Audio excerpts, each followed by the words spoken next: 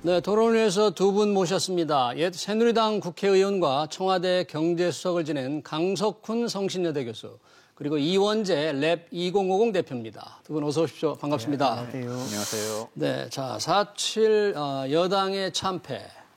강 의원님, 뭐 국회의원도 하셨고 청와대도 계셨는데 그 참패의 어떤 충격을 받아들이는 지금 더불어민주당과 청와대의 반응, 과연 참패를 참패로 받아들이고 있는지, 어떻게 하루 이틀 사이에 어떻게 지금 반응이 나오고 있는 것 같아요? 어떻게 평가하십니까? 저는 뭐 몇 가지 반응들이 나오고 있는 거는 보이는데, 그러니까 비대위를 출범한다라든지 대통령께서 새로운 출발을 말씀하시고 이러한 분위기가 있습니다만 아직까지 보여지는 모습은 어쩔 줄 몰라 당황하는 모습으로 규명하는 게 적절하지 않을까라고 생각합니다. 그래서 비대위의 모습, 그러니까 민주당 내에서의 비대위의 모습도 그렇게 반성하는 모두의 모습은 아닌 것처럼 보여지고 그다음에 청와대 대통령 말씀의 해명도 모습도 굉장히 드라이하게 기계적으로 반성한다는 걸 그치고 있어서 지금 아마 구체적인 프로그램들을 모색하고 있는 단계가 아닐까 이렇게 생각합니다. 네, 그렇군요. 이원주 대표님 어떻게 보십니까? 일단 민주당 비대위원회가 출범을 했고 오늘 첫 회의를 했는데 도종환 의원이 이제 비대위원장으로서 말은 그렇게 했더라고요. 내로남불 수정에서 하루속히 빠져나오겠다. 지금 뭐 하루 이틀 사이기 때문에 좀 가늠하기 쉽지 않겠습니다만 어떻게 평가하십니까? 그 반응을? 그 말 자체는 굉장히 맞는 것 같아요. 이번에 서울시장하고 부산시장 보궐선거에서 보여준 민심은 이런 거였죠. 지금까지 여당과 그리고 정부와 같이 보여준 태도가 문제가 있었다. 그 첫 번째입니다. 제가 보기엔 태도가 내로남불이라는 건 태도의 문제잖아요. 정책의 문제라기보다. 그래서 예컨대 뭐 교육에 대해서 평등을 굉장히 강조했지만 본인들의 자녀들은 또 특별한 학교에 보낸다든지 부동산에서 또 불로소득 없애는 걸 굉장히 강조를 했지만 또 본인들은 또 그런 자산을 또 다 보유를 하고 있다든지 이런 문제가 사실 그 사실 자체보다도 태도를 굉장히 비판을 한 것이기 때문에 그 문제 짚은 거는 뭐 잘한 것 같고요. 근데 이제 이런 태도의 문제가 불거졌을 때 보통은 과거를 생각해 보면 굉장히 흥미로운데요. 굉장한 쇄신이 있어야만 특히 이제 인적 쇄신이 있어야만 국민들이 태도가 바뀐 걸로 받아들입니다. 정책의 변화 이런 것보다도 예를 들면 뭐 그 2011년 딱 10년 전에 이렇게 미러링 해가지고 반대편에 비슷한 일이 일어났어요. 2011년에 오세훈 이번에 당선된 서울시장이 당시에 서울시장이었는데 갑자기 사퇴를 하는 바람에 보궐선거가 일어났고 거기서 이제 당시에 그 집권당이던 그러니까 당시 이명박 대통령이 집권하고 있던 시기인데 집권당이던 지금의 국민의힘 계속 정당 이름이 바뀌었으니까 국민의힘이라고 그냥 하겠습니다. 이 당에서 후보를 냈지만 졌는데 그 다음에 굉장한 쇄신을 합니다. 그게 뭐였냐면 박근혜 당시 그 국회의원을 비대위원장으로 선임을 했는데 그거는 당시로서는 박근혜 전 대통령이 당에선 아웃사이더였기 때문에 당도 나갔다 오신 분이었고 그렇기 때문에 굉장한 쇄신이었거든요. 그때 파격적이었다. 김종인 위원장도 그때 나왔고 이준석 최고위원 그때 위원으로 굉장한 그러니까 얼굴을 다 갈아버린 거죠. 그런 정도 있어야 사실 국민들이 바뀌었구나 받아들이고 그다음에 박근혜 전 대통령이 당선이 되지 않습니까? 그 해에 바로 또 대통령 선거가 있었고 그 정도 쇄신이 있어야 된다. 그 정도까지는 아직은 뭐 못하고 있는 것 같다. 저는 이렇게 생각합니다. 그러면 만약에 그때와 2011년 뭐 그때 한나라당입니까? 뭐 하여튼 당시 한나라당에서 새누리당으로 이름이 바뀌던 뭐 당 이름이 좀 바뀌어서 그러면 비대위원이 바로 출범했는데 도종환 의원이 위원장이 됐는데 그분은 이 박근혜 전 대통령이 당시 탁 비대위원장이 되는 것과 보면 별로 당이 안 바뀐 것 같은 뭐 일부 국민들이 그 얘기하는 친문에 아주 있지 않습니까? 그걸 보고 전 믿지 않는 거죠. 그때 상황은 잠깐 기억이 나서 말씀을 드리면 그러니까 서울시장 선거에 진 이후에 사실은 이 대표께서는 비주류 박 전 대통령이 등장하셨다는 표현을 하셨지만 사실은 이제 그때 의미는 당으로서는 당시에 가장 이명박 대통령과 대척점에 서 있던 박근혜 대통령을 비대위원장으로 추천했다는 포인트가 하나 있고 두 번째 포인트는 박 전 대통령은 당시에 가장 강력한 차기 대통령 후보였기 때문에 어떤 식으로라도 쇄신을 하고 드라이브를 걸 수 있는 힘과 역량이 있는 상태에서 비대위를 맡았다라고 말씀드리겠습니다. 그런 측면이 있군요. 예, 그러나 이제 이번에 도 의원님께서는 이제 그런 일반적으로 알려지기에 대통령과 가깝고 또 물론 대통령 이번 정부 하에서 문화부 장관도 하시고 그리고 또 누구도 도 의원께서 민주당의 미래를 책임질 미래 지도자라고 생각하지 않는 상태에서 그분이 주도하는 쇄신은 있을 수가 없을 것이고 결국 민주당의 주류 세력들이 또 대통령을 포함한 정권의 핵심 세력들이 어떻게 이 사태를 보고 어떤 쇄신 구상을 할 것인가가 중요한 관전 포인트라고 생각합니다. 지금 이원재 대표나 우리 강 교수님 말씀하신 게 딱 들어맞는 게 오늘 그 노웅래 전 최고위원이 그런 얘기를 했지 않습니까? 비대위 출범을 보고 이게 무슨 비대위냐, 뭐 국민을 바보로 하느냐, 뭐 이런 비판을 했고 또 초선 의원들이 오늘 모여가지고 상당히 그 당 지도부를 비판을 했습니다. 그런 거 보면 지금의 민주당의 변화의 어떤 의지나 이런 건 좀 약하지 않나 그렇게 보입니다. 또 의지가 강하지 않아 보이는 거죠. 그렇지만 고민을 아마 하고 있을 거라고 생각합니다. 그런 사실도 잘 알고 있을 거고. 그리고 이제 사실은 이번에 뭐 서울시장 선거 같은 경우에 야권 단일화라는 그런 이벤트가 일어났지 않습니까? 그걸 생각해 보면 사실 민주당이 지금은 이 벽을 딱 열어젖히고 민주당이 본인들을 계속 점점 줄여왔거든요, 사실. 예를 들면 정의당하고 굉장히 이게 연대 관계에 있었는데 지난 총선 때 그게 깨지고 그리고 이제 또 특히 이제 대통령과 가까운 인사들로 당 주류가 점점 형성되고 그런 과정이 있었는데 그거 다 열어젖히고 범진보 비대위를 꾸려야 된다고 저는 생각합니다. 정의당, 뭐 시대전환, 기본소득당, 녹색당 뭐 다 같이 해서 한번 좀 이게 어떻게 되는 건지 한번 논의를 해보자 이렇게 얘기를 하면서 이게 야권에서 단일화하면서 했던 것 같은 어떤 개혁하는 모습을 보여줘야 되지 않나 그렇게 생각합니다. 이 청와대는 바로 이제 대통령께서 말씀을 하셨는데 국민의 질책을 받아들이겠다고 하셨는데 어떻습니까? 청와대가 주도하는 뭐 청와대 내부의 쇄신 또는 내각의 어떤 쇄신 같은 거는 어떻게 우리가 예상을 할 수 있을까요?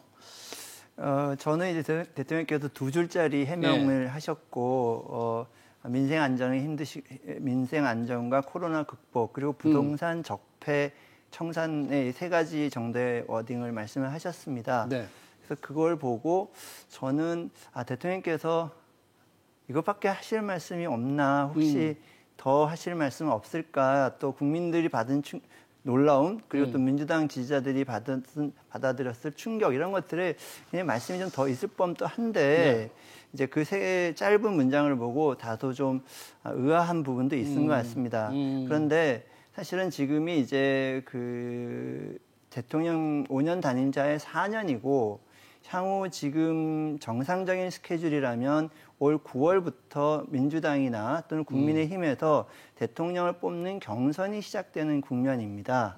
그래서 청와대가 무슨 개혁을 이끌어내거나 쇄신을 드라이브하기는 현실적으로 어렵다. 그리고 이런 건 뭐 레임덕으로 표현한다기보다는 자연적으로 다음 권력에 힘이 쏠리는 것이고 그래서 민주당의 또 민주당의 개혁은 청와대발 개혁은 기대하는 것이 좀 어렵고 민주당에서의 쇄신이 꼭 필요한 때가 아닌가라고 생각합니다. 이원재 대표 어떻게 보십니까? 청와대에서 어제는 너무 충격을 받아서 했지만 이제 차츰 무슨 큰 변화의 소용돌이가 청와대 발로는 나올 것 같지 않습니까? 청와대가 저는 강 교수님 의견에 공감을 하고요. 사실 이제 다음 정권을 준비하기 시작하는 단계에 사실 들어섰기 때문에 청와대에서는 이호승 실장이 얼마 전에 이야기를 했었는데 지금까지 정책 방향을 사실 일관성 있게 지켜나가는 게 중요하다고 발언을 했던 기억이 나는데 그 기조가 사실은 맞고 가능한 방향이라고 생각을 합니다. 그리고 특히 이제 부동산 정책 같은 경우에 변화를 많이 이야기를 하는데요. 이번에 선거 결과를 보면은 부동산 가격이 오른 순서대로 오세훈 후보의 이 서울시의 경우에는 지지율이 높거든요. 강남 3구, 마포, 용산, 마용성이라고 보통 거는 이쪽이 다 야권 지지자들이 그러니까 부동산 시장을 잡으면 본인들한테도 정치적으로 유리한 것이고 못 잡으면 불리해지는 것이기 때문에 지금까지 했던 방향 자체는 그냥 갈 수밖에 없다. 저는 그렇게 생각하고 그게 또 방향은 옳습니다. 근데 이제 미세하게 저는 뭐 바뀌어야 될 부분들이 많이 있다고 생각하지만 뭐 또 정책 토론할 때 조금 이따 또 말씀드리겠습니다. 그렇군요.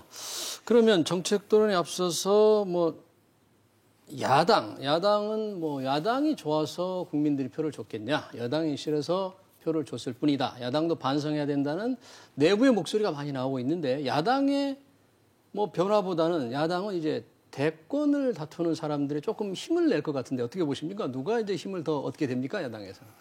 예, 그 야당은 이제 그 일반 국민 정치에 크게 관심이 없는 일반 국민조차도 이번 선거를 국민의힘의 승리라고 생각하지 않고 다 민주당의 패배로 생각을 하는 것이죠. 그래서 이제는 이제 그렇다면 이제부터는 국민의힘이 정말로 어떤 수권 세력으로서의 국민의 신뢰를 얻으려면 국민의힘이 국민에게 만들어줄 세상에 대한 새로운 세상에 대한 프로그램이 마련돼야 될 것이고 국민의힘이 그걸 마련하지 못하고 계속 반대의 프레임에만 안주해 있는 한 뭐 국민의힘이 재집권할 가능성은 매우 희박하다라고 말씀드릴 수 있겠습니다. 네. 그게 컨텐츠별로는 그렇게 보이고 그 다음에 이제 그 인물론으로 본다면 이제 두 가지 이슈가 있죠. 여기서 인물론이라고 하면 아마 이제 안철수 후보와 윤석열 후보의 윤석열 전 총장이 이제 과연 국민의힘에 합류할 거냐, 또 안철수 국민의당 대표가 국민의힘과 어떻게 할 거냐 그런 거겠죠. 예. 그래서 안철수 대표가 이번에 제3지대에서 시작을 해서 결국 그 오세훈 후보의 당선에 적지 않은 영향을 좋은 영향, 긍정적인 영향을 미쳤다고 보이지만 또 한계를 보인 거는 역시 제3지대에서 혼자 뛰면서 거대한 기득권 정당과 싸운다는 것이 쉽지 않다, 경쟁한다는 것이 쉽지 않다는 것을 윤석열 총장이 옆에서 봤을 것 같습니다. 그래서 아마 짐작컨대 윤석열 총장 쪽에서도 생각이 많겠지만 만약에 첫 번째 계획이 국민의당 후보를 뽑고 윤석열 또 제3세력에서 당을 만들어서 마지막에 결승하는 프레임으로 잡고 있었다면 이번엔 그 프레임이 좀 깨지고 좀 더 일찍 국민의힘의 경선에 참여할 수도 있지 않겠나 하는 걸 조심스럽게 생각해 봅니다. 네. 이원재 대표님, 저는 좀 깜짝 놀란 게 이 윤석열 전 총장의 최근 그 대통령 적합도가 지지율이 확 떨어졌잖아요. 왜 그렇게 된 겁니까? 국민의힘 지지자들이 조금 등을 좀 돌리는 겁니까? 그러니까 지금 뭐 강 교수님 말씀하신 대로 이번 선거 결과가 반작용이기 때문에 반작용일 때는 이제 반대편에 누가 있느냐가 중요한 것보다는 누가 반대편의 중심이 될 수 있냐가 굉장히 중요하지 않습니까? 국민의힘 사실 이번에 보여준 거죠. 반대편의 중심은 국민의힘이라는 사실을 보여줬기 때문에 이제 뭐 제3지대가 상당히 또 축소되고 양극화가 되는 게 또 뭐 그게 저는 꼭 바람직하다고 생각은 하지 않습니다만 저 다당제가 좋다고 생각하기 때문에 그렇지만 이번 흐름은 명백하게 그걸 보여주고 있다고 생각합니다. 그러니까 이제 윤석열 전 총장이 과연 국민의힘에 합류 또는 어떤 연대를 어떻게 언제 할 것인가 굉장히 초미의 관심사네요. 그러니까 저는 그게 이제 이렇게 아까는 잠깐 정치공학적으로 말씀을 드렸습니다만 이제 한번 생각해 보면 국민의힘 그러니까 윤석열 전 총장이 여러 가지 국민적 인기가 많이 있음에도 불구하고 어느 날 그냥 상상을 한번 해보는데 윤석열 전 총장이 나와서 제가 부동산을 잘 해결하겠습니다. 이렇게 하면 사람들이 검사님께서 부동산을 이렇게 말씀하실 것 같은 생각이 들고 또 제가 청년층의 일자리를 창출하겠습니다. 그러면 평생 검사하신 분이 뭐 이런 생각이 들 것 같아서 이게 서로 같이 보완 상승 관계를 일으킬 그런 구도가 필요하지 않을까라고 짐작해 봅니다. 그러네요. 그래서 저는 그 비전 경쟁으로 빨리 이렇게 모두 전환하는 게 뭐 민주당 입장에서도 여권 입장에서도 좋을 것 같아요. 그런 방식으로 좀 이렇게 틀을 짜가는 게 좋을 것 같고 그때 근데 생각해야 될 게 어쨌든 지금까지 했던 것 중에서 분명한 실책이 있다는 겁니다. 저는 근데 그 실책 중에 제일 핵심적인 게 부동산 정책 방향 이런 게 아니고요. 타다 금지에서 보여줬던 그 혁신에 대한 잘못된 태도였다고 생각합니다. 타다라는 그 서비스를 중단시키는 걸 이제 정부와 여당이 주도를 해가지고 했지 않습니까? 근데 예. 그게 뭐 그 기업 자체가 뭐 좋은 기업일 수도 있고 아닐 수도 있어요. 그렇지만 그거를 이제 젊은 사람들이 보기에는 이번 정부는 혁신적인 시도를 혁신 의지가 없다. 네, 싹을 자르는구나. 되게 보수적이구나. 이게 택시 회사들 말을 듣고 벤처기업을 죽이는구나. 이렇게 지금 이야기가 형성이 돼버렸거든요. 이걸 이제 깨고 혁신적인 이야기를 누가 할 수 있는지 이걸 보여주는 게 이제 중요해요. 특히 2030이 그렇게 생각했을 가능성이 그렇습니다. 있는 거죠? 네, 그런 것들이 쌓여서 지금 이런 결과가 된 거죠. 그런데 그것도 있지만 우리가 이제 정책의 전환 가능성을 볼 때 1년밖에 남지 않아서 인적 쇄신이 별로 없다면 뭐 정책의 쇄신을 기대할 수 있을까 합니다만 국민들은 일단 반대표를 던졌기 때문에 현 정부에 대해서 어떤 변화가 있어야 될 텐데 어떤 정책의 변화의 가능성, 어떻게 바뀌어야 하는지, 바뀔 가능성이 있는지 우선 가능성이 있겠습니까? 저는 이제 이번 정부의 특성이 정책이 어떤 경험이나 과학이나 이론에 근거한다기보다 대부분의 경우가 신념에 근거한 정책이었거든요. 그리고 그래서 대부분의 정책이 정책의 논리가 아니라 정치의 논리, 신념의 논리로 흘렀기 때문에 이게 국민들 삶과 굉장히 괴리되어서 움직였던 것으로 이해가 됩니다. 그러니까 아마 좀 더 논의를 하다 보면 이 대표님과 제가 좀 갈리는 부분이 부동산 부분일 것 같기도 한데 이제 그런 부분에서 이제 부동산 정책이 저 개인적으로 왜 이렇게 꼬였다라고 생각하냐 하면 부동산 시장에서 가격이 오르는 것은 일부 투기꾼들 때문에 부동산 시장의 가격이 오르는 것이고 그 투기꾼만 잡으면 부동산 시장은 안정된다라는 그런 신념에 가까운 그런 걸로 이제 부동산 정치를 한 결과이거든요. 정책이 아니라 정치였다. 부동산 정치. 그렇습니다. 근데 이제 지금 남아있는 기간 동안에 아까 말씀드렸듯이 남아있는 기간은 6개월입니다. 6개월 동안 어떤 정책을 하더라도 정책의 성과가 나타나기는 너무나 짧은 시간이기 때문에 제가 생각하기에 민주당에서는 특별한 정책 변환을 하고 싶어도 신념이 변화하지 않았기 때문에 하고 싶은 생각도 없고 한다고 하더라도 그 효과가 나타나지 않고 오히려 민주당 지지자들의 개혁성을 잃어버렸다는 그런 것만 오히려 더 부각될 수가 있어서 지지층만 더 떨어질 그런 우려를 할 수도 있다. 네, 저는 그래서 정책 변환의 가능성은 상대적으로 매우 적다라고 보는데 다만 저도 이번 정부가 참 뭐 여러 가지 정책을 하고 있습니다만 제가 제일 이해하지 못하는 정책 중에 하나는 세금을 굉장히 급격하게 올리는 정책입니다. 그리고 특히 공시지가 인상 같은 거는 정말 이번에 엄청나죠. 근데 그게 사실은 국회가 하는 것이 아니라 공시지가 인상은 행정부가 하는 거거든요. 근데 공시지가 상승의 필요성은 변론으로 치더라도 그거를 한꺼번에 이렇게 20%, 30%씩 올리는 세금을 그렇게 올리는 예는 없거든요. 동서고금을 막론하고 정상적으로 정부를 이끌어 간다면 세금 정책을 그렇게 하지는 않거든요. 그래서 저는 생각하기엔 만약에 일부 바꾼다면 이렇게 국민들에게 직접적으로 피해가는 공시지가 문제라든지 일부 그런 부분에서 좀 기술적인 변화를 꾀할 가능성은 있으나 근본적으로 부동산 등 여러 정책 분야에서의 신념을 바꿀 것 같지는 않다라고 생각이 됩니다. 그러면 뭐 신념은 안 바꾸더라도 방금 얘기한 부동산세라 그러면 사실 세금이 무섭잖아요. 그렇습니다. 지금 저는 거의 조세 저항 수준이다 이런 표현을 쓸 수 있다고 생각하는데 이원재 대표님 어떻습니까? 부동산 정책이 뭐 가장 큰 원인은 아니었다고는 하는데 일단 부동산 정책으로 돌아와서 본다면 이 세금 문제, 이 정부의 큰 실책입니까? 아니면 이 세금을 이렇게 무겁게 물려서 시장을 안정시키는 게 바람직한 방향이었습니까? 그러니까 저는 현실 진단이 좀 다른데요. 세금이 늘었죠. 그렇지만 그거는 세제가 바뀌어서 그런 게 아니고 가격이 올라서 그런 겁니다. 공시지가라는 것은 원래 반영률이 굉장히 낮았는데 현실화시켜야 된다는 거는 정책을 하는 모든 사람들이 다 이야기하던 거였고 그게 부동산 시장이 침체돼 있을 때 현실화를 시켰으면 좋았겠지만 그때는 또 정치적 환경이 부동산 가격도 떨어지는데 공시지가율에 올라가서 세금도 올리냐는 그런 사실은 이제 불합리한 저항인데 그 작은 저항을 못 이기고 그걸 넘어왔기 때문에 지금 현 정부로 부담이 온 거죠. 부동산 가격은 어쨌든 지금 여러 가지 거시적인 환경 때문에 돈을 계속 풀 수밖에 없고 이제 세계적으로도 돈을 다 풀고 있는 상태, 유동성이 막 커지니까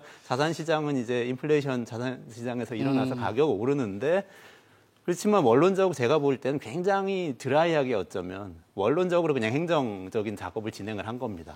오히려 정치적이지 않았어요. 정치적이었다면은 빨리 이걸 깎았어야 되는데 공시지가 현실화 한계 20%가 아니거든요, 사실. 강 교수님 말씀하신 건 이제 부담이 20% 늘었다는 건데 그 중에 상당 부분은 그 집값이 올라서 그렇게 되고 집값이 오르면은 그 세금 자체가 늘잖아요.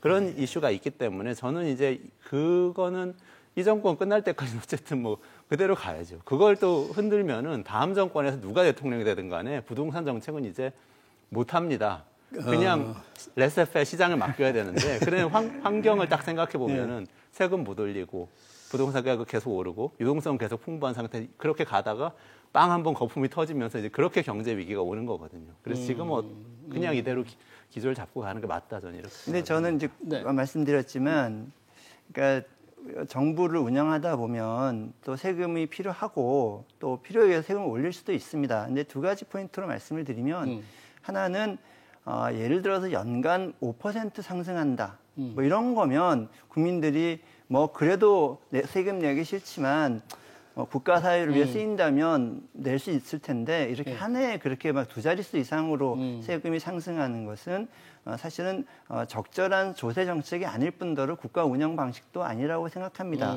하나 또 다른 포인트는 특히 부동산세의 경우에는 집값이 올라서 세금이 올라간 게 맞습니다. 그러나 논리적으로는 그러나 그 집에 사는 사람들은 실질적으로 집값이 올라갔지만 소득은 올라간 건 하나도 없습니다. 근데 그 상태에서 세금이 막 100만 원, 몇백만 원 단위로 오르니까 이 집에서 가만히 있다가 어느 날 갑자기 더 엄청나게 많은 세금을 받아든 국민들의 입장에서는 그게 맞다 틀리다 정의다 아니다 떠나서 당장 내가 아무 이유 없이 돈을 몇백만 원을 더 내야 되는 상황에 대해서 굉장히 분노할 수밖에 없다 이렇게 생각이 됩니다. 사실 이낙연 그 전 당대표도 작년 4.15 총선 전에는 1주택자는 종부세를 완화하겠다고 말씀을 하셨어요. 그러다가 승리하고 난 이후에 총선에 승리하고 나서 싹 거뒀는데 그런 거 보면 여당에서도 조금 이 세금 문제에 대해서는 조금 다른 목소리가 나오지 않을까 그런 생각도 해요. 저는 그런 목소리가 지금 이번 서울시장 선거에서 조금 뭐 얘기가 오갔죠. 뭐 본격적이진 않았지만 근데 저는 어쨌든 그 기본적으로는 집값이 막 오르잖아요. 그러면 이제 세금 부담이 많아지는데 강 교수님 말씀하신 것처럼 갑자기 세금 부담이 많아지면 국민들이 부담이 되기 때문에 뭔가 조정이 필요할 수 있습니다. 근데 그럴 때 어느 쪽을 선택하느냐 굉장히 중요한데요. 지금 사실은 재산세, 종부세, 그러니까 이런 자산 보유와 관련된 세금도 계속해서 좀 강화되고 있고 양도세도 이제 다주택자 규제하고 관련해서 굉장히 많이 강화된 상태인데요. 선택을 할 필요가 있는데 선택을 한다면 양도세를 완화하는 게 사실 원론에는 맞죠. 그래야 이 부동산 시장을 잡을 수가 있거든요. 양도세는 그대로 두고 만약에 보유세를 낮추면 그러면 제 생각에는 부동산 가격은 안 잡힙니다. 계속 오르게 될 겁니다. 근데 뭐 이 정부는 양도세도 올렸으니까 뭐 양쪽 다 올린 거죠? 보유세도 올리고 양도세도 올리고. 이게 부동산 얘기가 나면 끝이 없는데 제가 이제 평상시 비교적 가깝게 지냈던 지금 현 여권 인사분들과 이제 그런 얘기들을 한 적이 좀 있죠. 그러니까 아니 어떻게 세금을 이렇게 하나? 그러니까 말씀하신 대로 보유세를 좀 높이면 양도세라도 내려서 그거를 시장의 이 문을 이렇게 움직이게 해야 되는 거 아니냐는 얘기했을 때 이제 하셨던 말씀은 우리가 어떻게 불로소득을 번 사람들, 양도소득이 기본적으로 불로소득이고 불로소득을 우리 정부가 어떻게 인정하느냐 그게 첫 번째 반응이었고 두 번째 종부세가 그렇게 이게 너무 징벌적으로 그렇게 높은 거 아니냐라고 얘기하면 아니 거기는 전부 뭐 속된 말로 뭐 별로 안 좋은 국민들이기 때문에 세금을 많이 떼도 된다는 식으로 이렇게 굉장히 여기에 정책에 아까 말씀드렸듯이 정치와 신념이 들어가 있다 보니까 부동산 정치다. 조금 꼬인 게 있는 것 같습니다. 저 부동산에 가면 끝이 없으니까 부동산과 관련돼서 지금 그런 얘기는 하는 것 같아요. 오늘 여당의 회의 중에 최인호 수석 대변인 이런 얘기는 했어요. 부동산 투기는 계속 하여튼 막아나가는데 대출 규제를 좀 완화할 필요가 있다. 특히 처음으로 집을 마련하는 사람들이라든지. 그런데 지금 가계빚이 엄청나기 때문에 행정부로서는 이 빚 때문에 지금 고민을 하고 있는데 이게 좀 상충되지 않나? 그럼 어떻게 해야 됩니까?